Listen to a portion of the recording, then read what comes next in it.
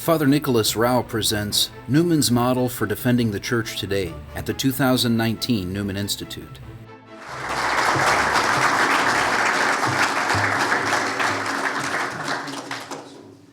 Thanks so much.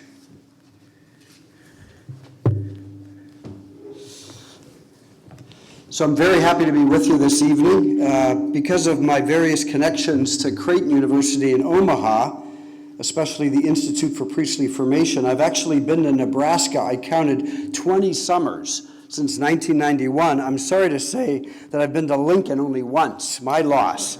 That single visit to Lincoln was July 4th, 1993, with several priest friends. We were studying in the Christian Spirituality program at Creighton. We had a long weekend. We wanted to get out of town, so we came to Lincoln for some R&R. We found a good deal at the Cornhusker Hotel, which I'm glad to see is still here, and we binged on movies at the nearby theaters. All good movies. They're good movies. But really the highlight that I remember is on the 4th, we really had front row seats from our hotel rooms of two great shows on the 4th of July. If you looked in one direction, it was the fireworks of man. And if you looked in the other direction, it was one of those huge storms coming in from the west, and it was the fireworks of God, you know. So I don't anticipate any fireworks of man tonight, and let's hope there's no fireworks from above. So I'm also happy to note that I studied with several priests of Lincoln in the late 90s when our bishops had assigned us to graduate studies in Rome. Father Jeff Eichhoff is here, glad to have him. Father Craig Doty and Monsignor Mark Huber. They were great priests, and they are great priests. They manifested that straightforward and uncomplicated fidelity that I think Lincoln is known for. And while in Rome, I also got to know your bishop, then Monsignor Conley, who was working at the Congregation for Bishops. And since returning to the States, he and I have had various opportunities to be together on retreats and mutual friends. So it's really, I feel very happy to be here tonight. As I begin, I want to say that this is a beautiful center. This is a remarkable place. I really admire the mission of both the Newman Institute and the Newman Center in this parish. So kudos to Bishop Conley, to Father Mattia, to Father Mills, to John Free, to the Focus missionaries who are here, to Tessa who helps, all the benefactors who support this ministry. It's so important, as you all know, I'm preaching to the choir. It's so important for the church to accompany university students and faculty and maintain that lively dialogue of faith and reason, faith and culture. So it's good to be together and it's good to be here. I'm honored to be invited to give this lecture. I'm very humbled to hear kind of the lineage that John just explained. I'll try to at least hold up the bottom as best as I can. My suspicion is that of those who are here tonight, there's probably several different segments of kind of people. This is my suspicion, and as I kind of look around, I think it's probably accurate, and I checked in with John early. Some of you are curious about Newman. You don't know much about him, but you want to learn why he's considered so important. It's good that you're here. Some know a lot about Newman and are hoping to hear yet one more reason for your admiration to grow. I hope I provide that. Others may be hoping to hear something which helps them sort out the troubles in the church and the challenges she faces today. I think I have something to say to that. And finally, with Newman's canonization coming in 5.5 weeks, I think we all want to relish something of Newman's Christian wisdom, his holiness, his heroic virtue. We need those stories. And so while this is a diverse set of outcomes and audiences, I hope to offer something which might speak to all who have come for whatever reason. I'd like to begin, we already started with a prayer, but one of the most beautiful words of prayer of Newman, a lot of people know, and just the background is he was 32 years old. He was on his way back from Sicily, where he really had a very deep, powerful experience of suffering and of conversion. He was heading back to England. The Oxford movement was about to start. He knew that he had important work before him, in the renewal of faith in his homeland. And so these are the words that he penned. Lead, kindly light, amid the encircling gloom. Lead thou me on. The night is dark, and I am far from home. Lead thou me on. Keep thou my feet. I do not ask to see the distant scene. One step enough for me. I was not ever thus, nor prayed that thou should lead me on. I love to choose and see my path, but now lead thou me on. I loved the garish day, in spite of fears, pride ruled my will. Remember not past years. So long thy power hath blessed me, sure it still will lead me on, o'er moor and fen, o'er crag and torrent, till the night is gone, and with the morn those angel faces smile, which I've loved long since and lost a while. As you'll see, as what I've prepared tonight, there is something of the night is dark. In some ways, we might feel a bit far from home, but we trust that God will lead us. So first, maybe a basic introduction to John Henry Newman. Some of you know much about him, but my suspicion is some would be grateful for an introduction. If you could flick, I have a few slides. We knew that the images would be at your left, but that's okay because they're just a few accompanying images. John Henry Newman was born in 1801 outside of London into a good family with a comfortable living. He received a great education, culminating in his studies at Oxford and his eventual employment there as a fellow. He was ordained a deacon, then a priest of the Church of England, and soon became a well-known preacher. In his duties at St. Mary the Virgin Church, the University Church, his pulpit became something like a destination pulpit on Sundays. People went out of their way on Sunday afternoons to take in one of his sermons. He went through several significant religious changes of mind, but soon became one of the leaders of the Oxford movement, which attempted to establish the Church of England as the via media, the middle way between Protestantism and Roman Catholicism.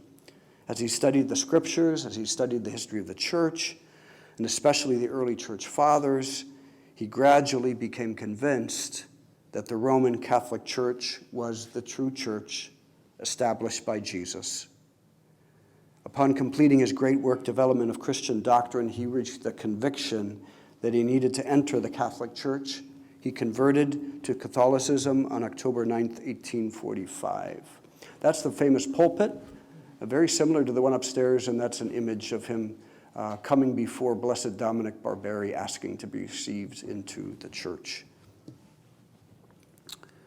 He converted in October 9th, 1845, so he'll be canonized just, 4 days after his anniversary of being received into the Roman Catholic Church. His conversion had immediate effects. He lost his position at Oxford. Many friends felt that he betrayed them. Even some family members never spoke to him. Yet he described entering the church as, quote, coming into a port after a rough sea.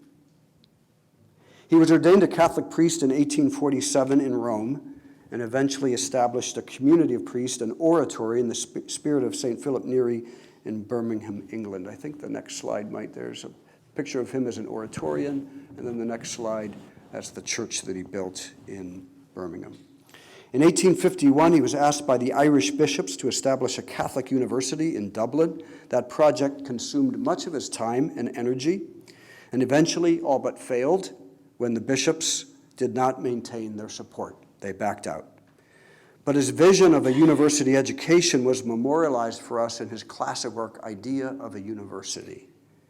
And so the university maybe was not launched, but the great idea was and continues to impact so many people. When accused of dishonesty by a Protestant author, he launched a great defense of his religious journey, as we would call it today, Apologia Pro Vita Sua.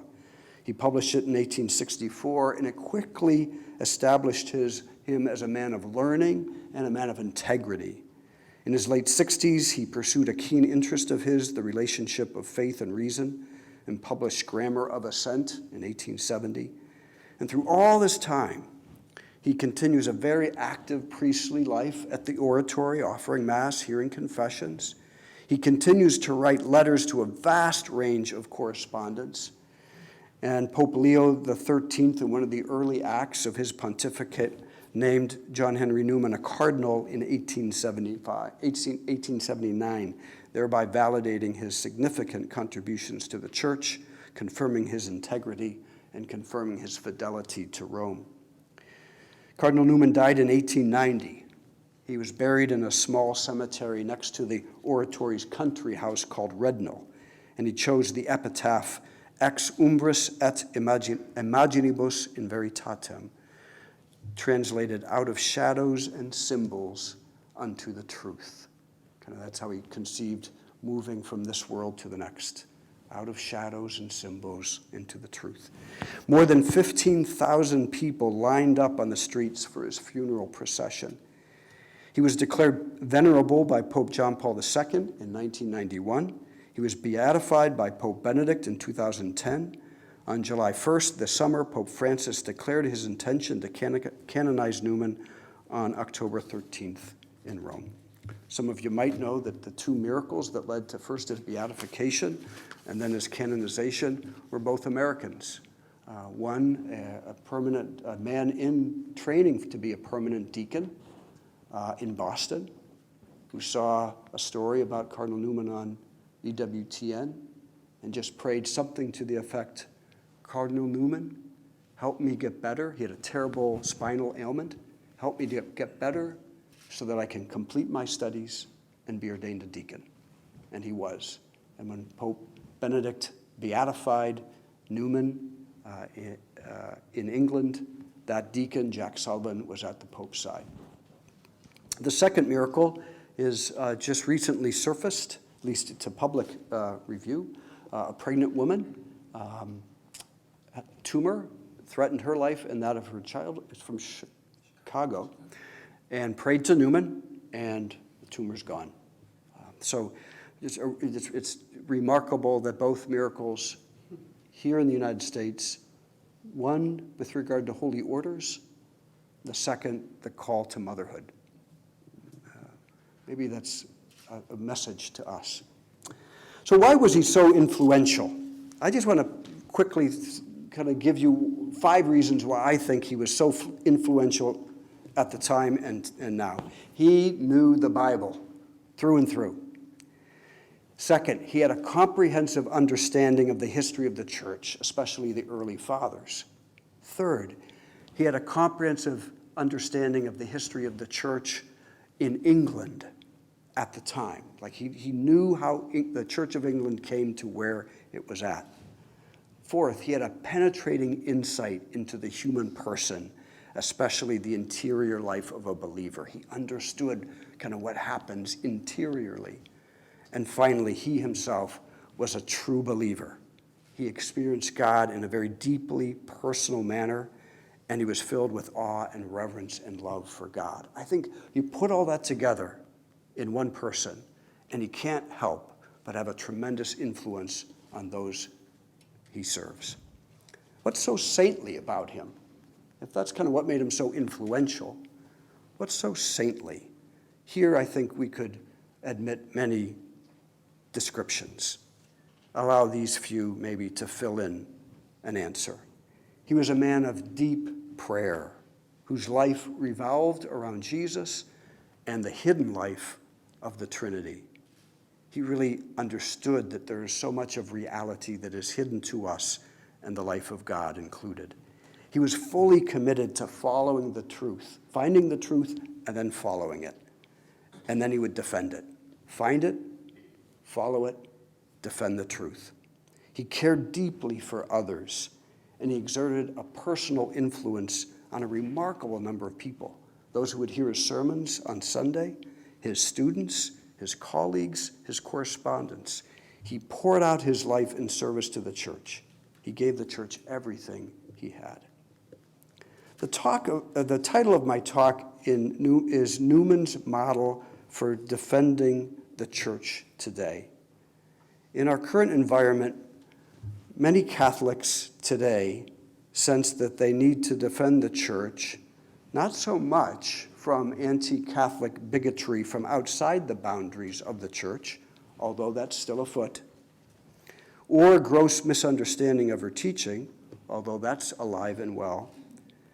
But I think so many Catholics today feel they need to defend the Church out of exasperation and frustration with her now well-documented failures in the area of child sexual abuse. In short, we need to defend the Church from hostilities and pains and wounds from within. And so I'd like to address that.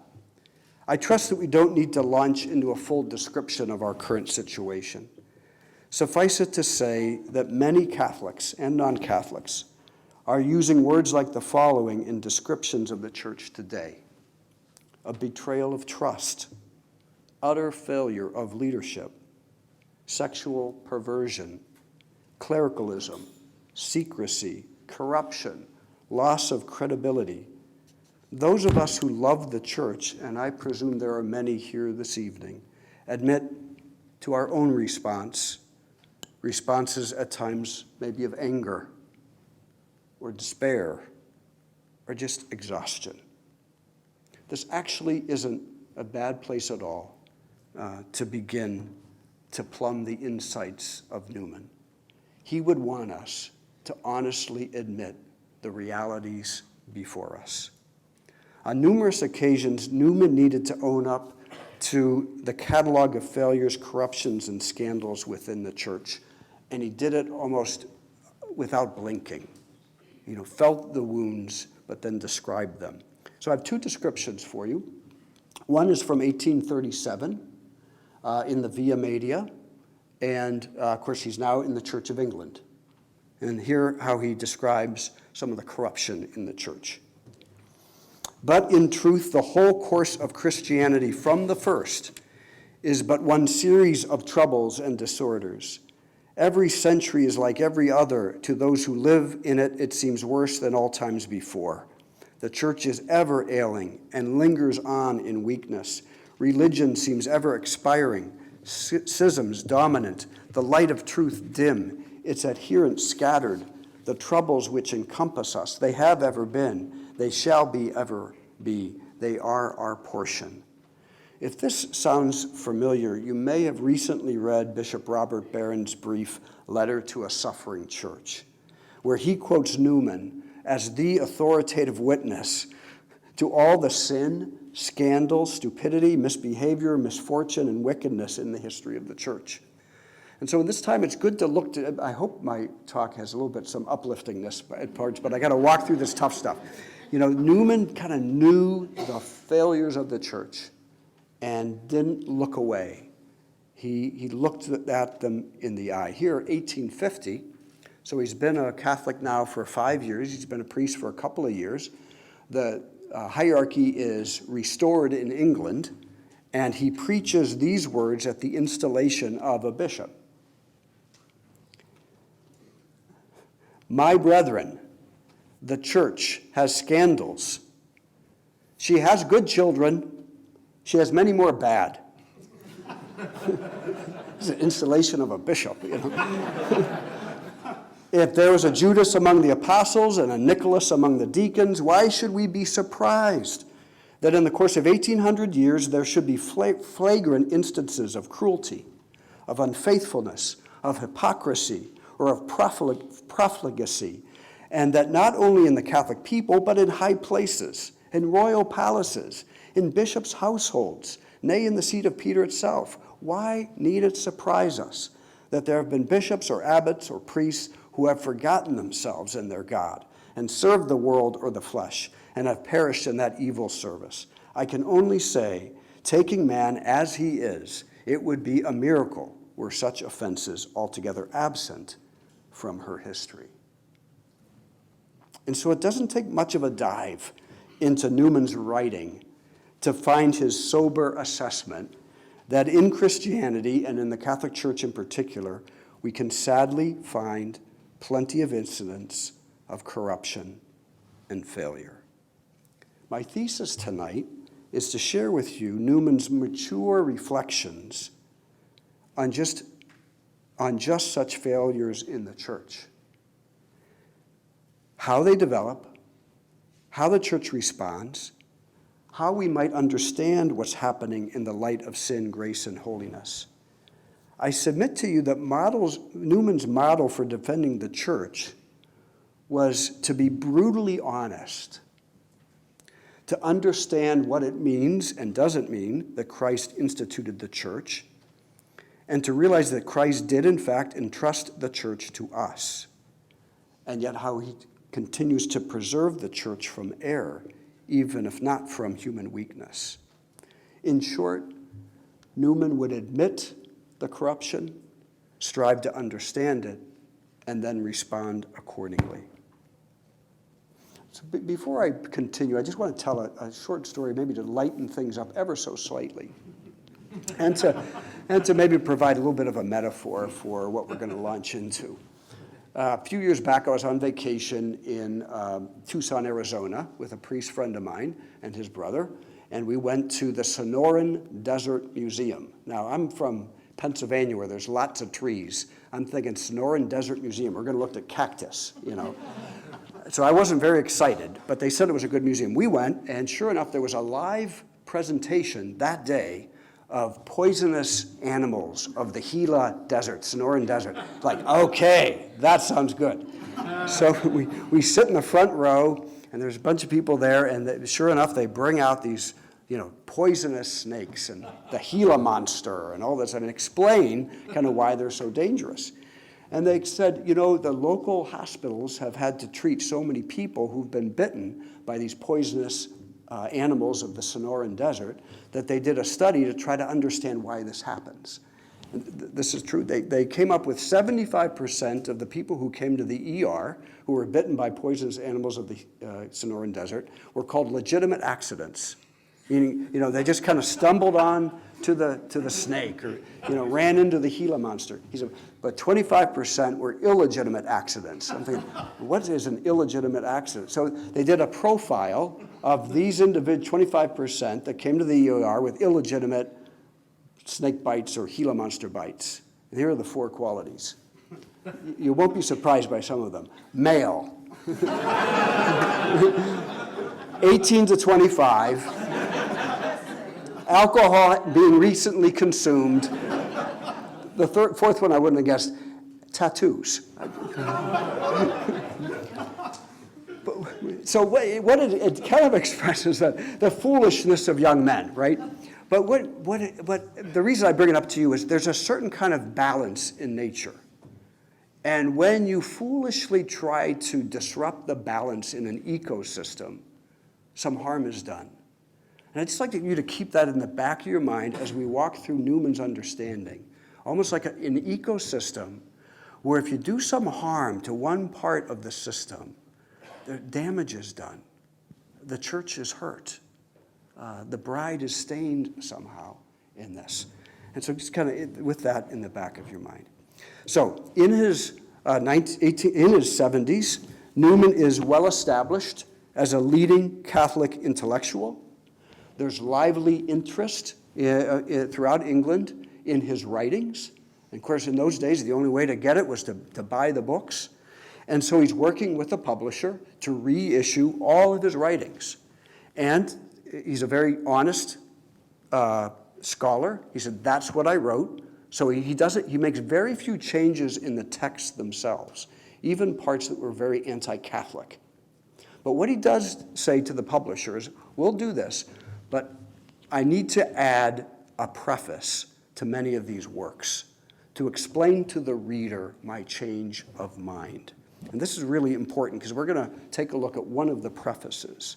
But this is, in those prefaces, he's able to acknowledge how his thinking has changed, but also to establish, as one scholar says, quote, the essential Catholicity of ideas gestated during his Anglican years.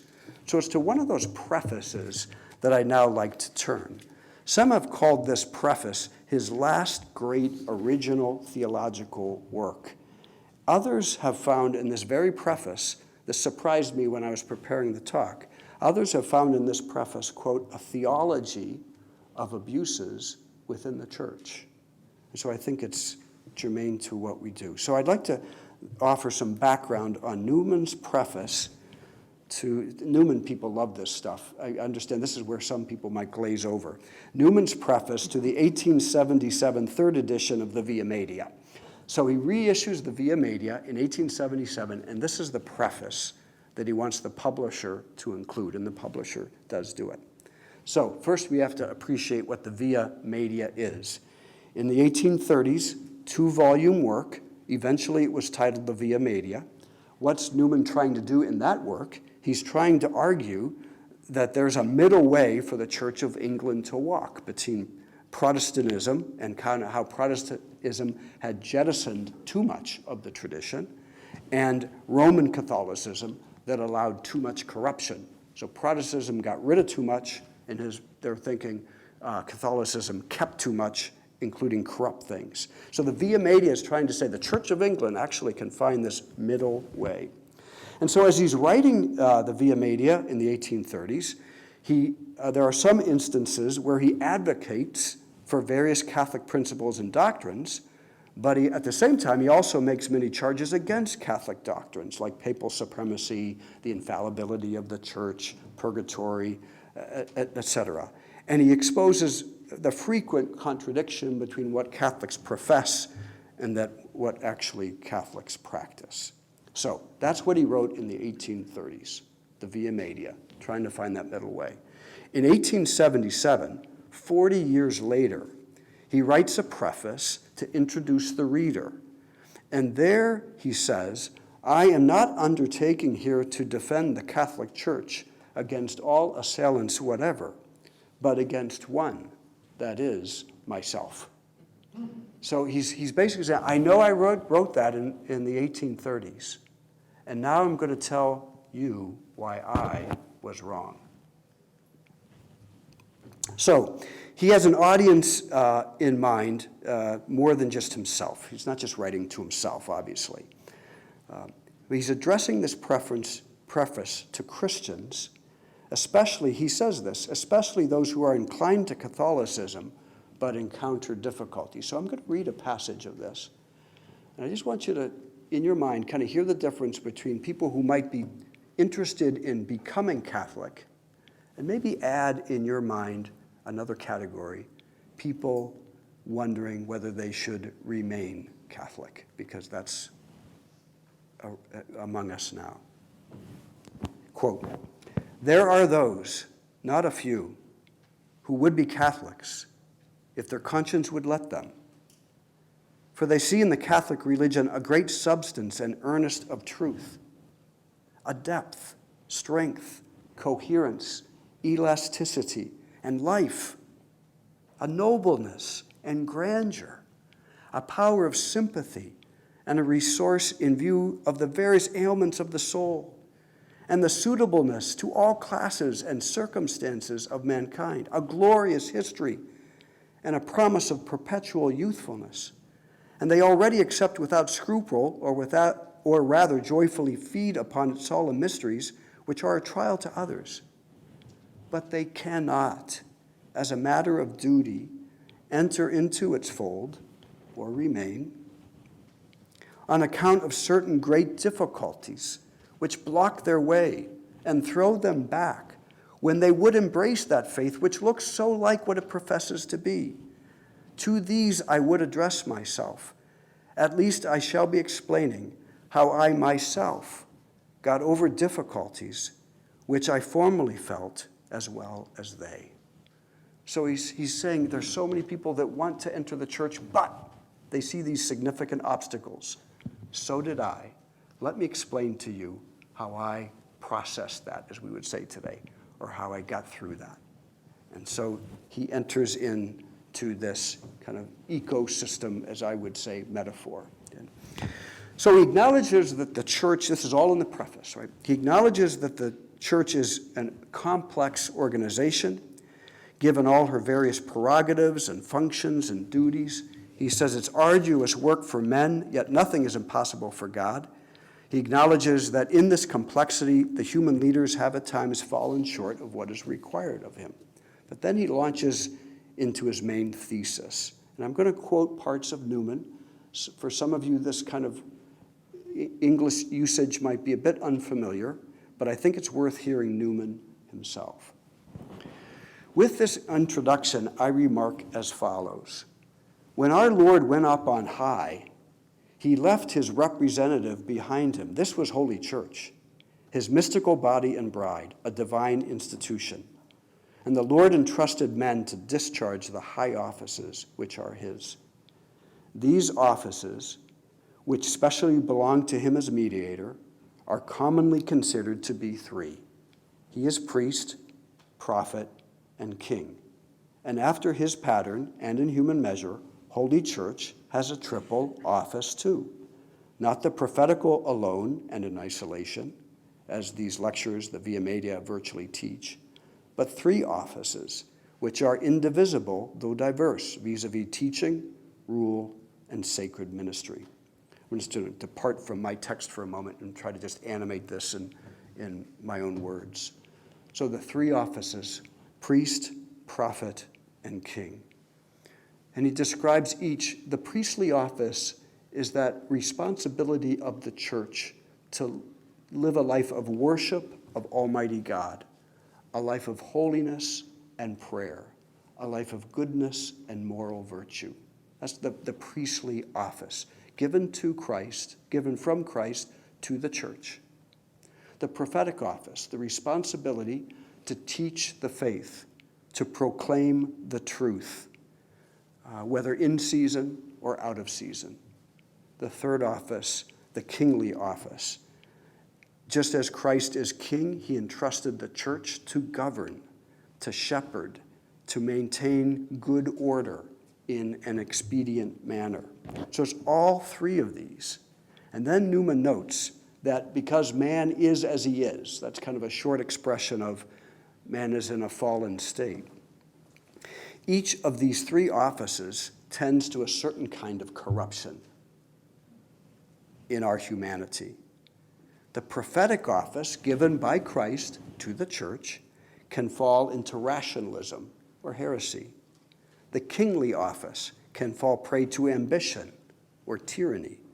The priestly office can fall into superstition or emotionalism. Of course, each of them could fall into laxity or disuse or neglect. Newman says, as these are each one of these are arduous responsibilities given to the church, he says even more they're arduous to administer in combination. Each has its separate scope and direction. Each has its own interest to promote and further. Each has to find room for the claims of the other two, and each will find its own line of action influenced and modified by the others. So he says, consequently, however well she may perform her duties on the whole, it will always be easy for the church's enemies to make a case against her, well-founded or not, from the action or interaction or the chronic collisions or contrasts or the temporary suspense or delay of her administration in her three several departments of duty, her government, her devotion, and her schools. That's just another way of saying priest, prophet, and king.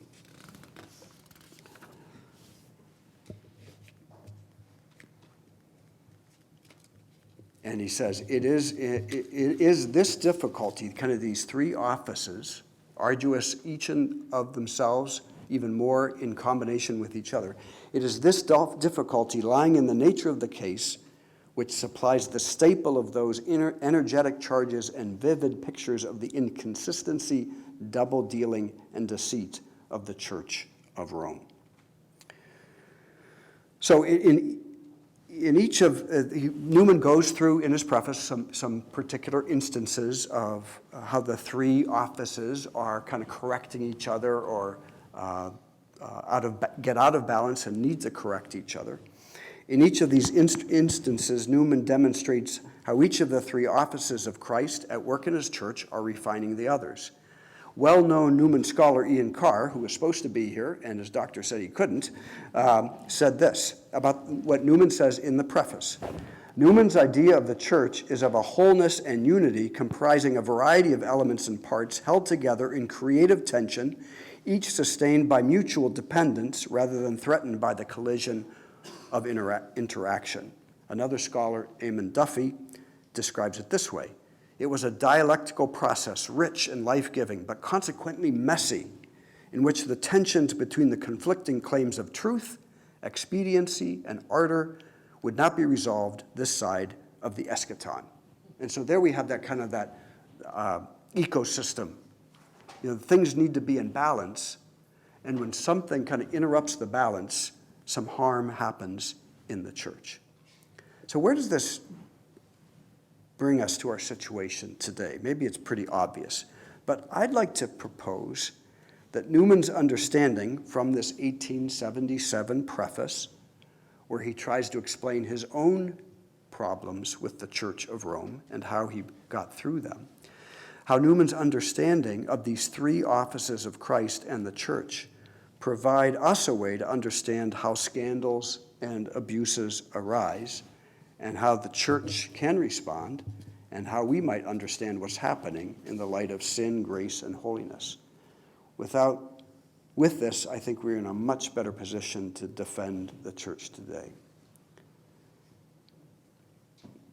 So, if I could be simplistic but kind of offer a general statement, I think one of the reason I would propose why the current situation in the church today is so traumatic, difficult. Some people are even kind of aligning it with some of the major crises in the church in the centuries, is because what we have seen, and this is I know this is a broad brush statement, so pardon me, Bishop, if I'm kind of brushing too wide here. We've seen a failure of all three offices. The prophetic office, by failure, just we could kind of look back at the 20th century, look back in the United States in the 60s, the 70s, the 80s. The clarity of truth was lost. And so the prophetic office of the church was fogged over.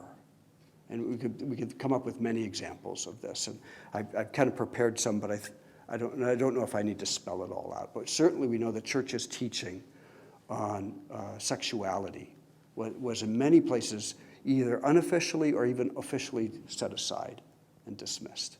People just wouldn't pay attention, including in seminaries, including priests. That's the prophetic office. In the priestly office, just the call to holiness, the real movement of worship of Almighty God became very cheapened, and many priests, ceased really a dedication to prayer, a commitment to personal holiness, to personal virtue, to personal moral uprightness, and not just priests, but we'll name priests.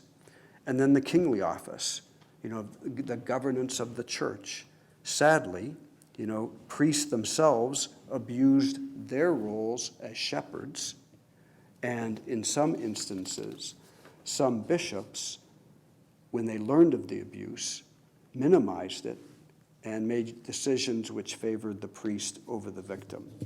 So I hope I'm not being too simplistic or kind of coming to this point too quick. But Newman says, here are the three great offices. You look at the history of the church, there was some collision or failure in one of the three offices, priestly, prophetic, and kingly. And he details it. What I'd like to propose is the situation we're in, we can name and recognize, and I think in Newman's spirit, we look it in the eye and we name it, a failure on all three counts. All three.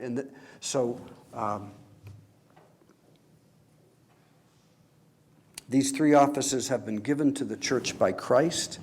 He's always with his church, but human beings, because of their innate weakness, cannot fill these high offices without the grace of God, as well as a purified conscience, a strength of will, a humility of heart, a temper of obedience, a genuine love for God and his people. So Newman's model for defending the church is to name the corruption, to understand how it got there, and then quite naturally, when you understand how it originated, you kind of know what you need to do.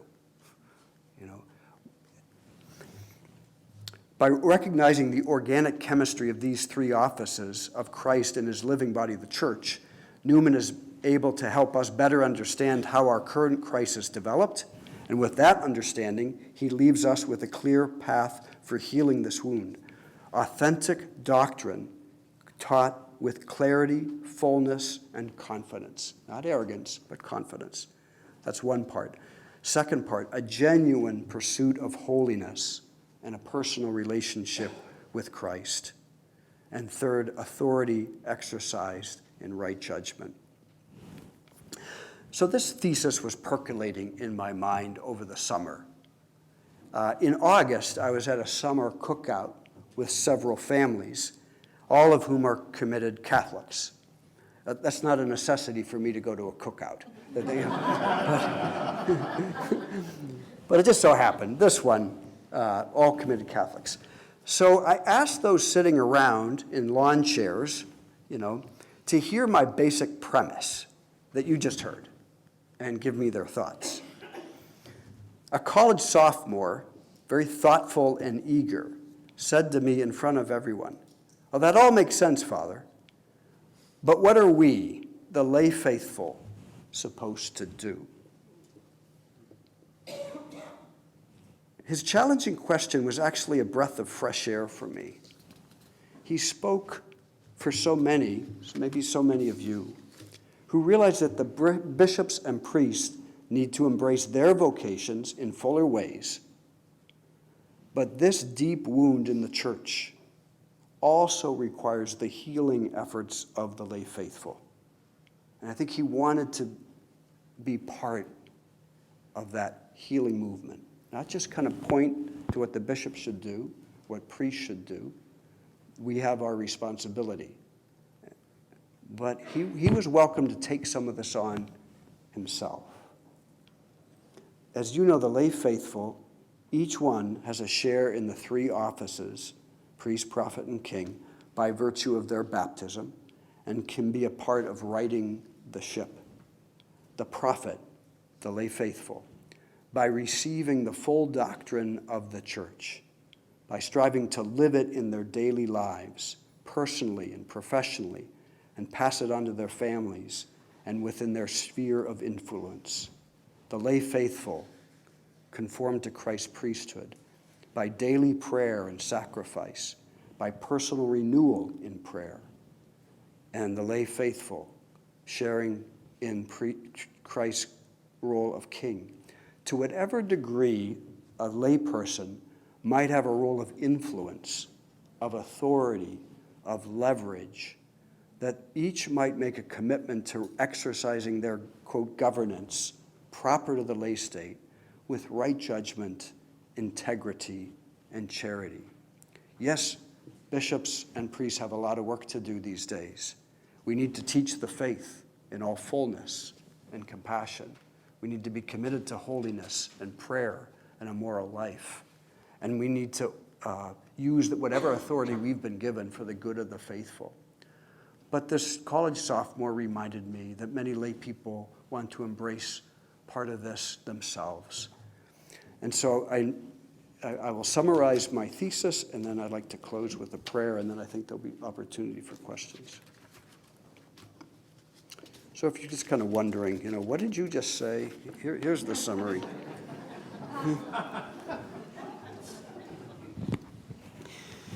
That Jesus has entrusted the church with the administration of his three offices, priest, prophet, and king. The whole church, not just clerics, but all of us have a share in it. Each of those three offices is an enormous responsibility, and it's fraught with danger and can be easily slide to corruption, each one. The only one that's guaranteed to be free of error is the teaching office, the infallibility of the teaching office of the church. The other two are not. So to keep the three offices in perfect harmony, for Newman, he just said that's an unrealistic expectation. There's this constant dynamism, and there's constant realities that are pushing this, including original sin. Actually, the three keep each other in check. One can be exercised in an isolated, corrupt, or exaggerated way, or be impeded from action and interfere with the fruitfulness of the church. At times, one will have to step in for the other. And we defend the church, in the mind of Newman, when we acknowledge a failure or a deficit in an exercise of one of the offices of the church, and then note how the others can step forward to fortify the church in that wound until that office recovers. So I'd like to close with probably some words of Newman that you have heard before, but they are beautiful words that are fitting for an evening. May he support us all the day long, till the shades lengthen and the evening comes and the busy world is hushed and the fever of life is over and our work is done. Then in his mercy, may he give us a safe lodging and a holy rest and peace at the last. Thank you. I'd be happy to answer any questions.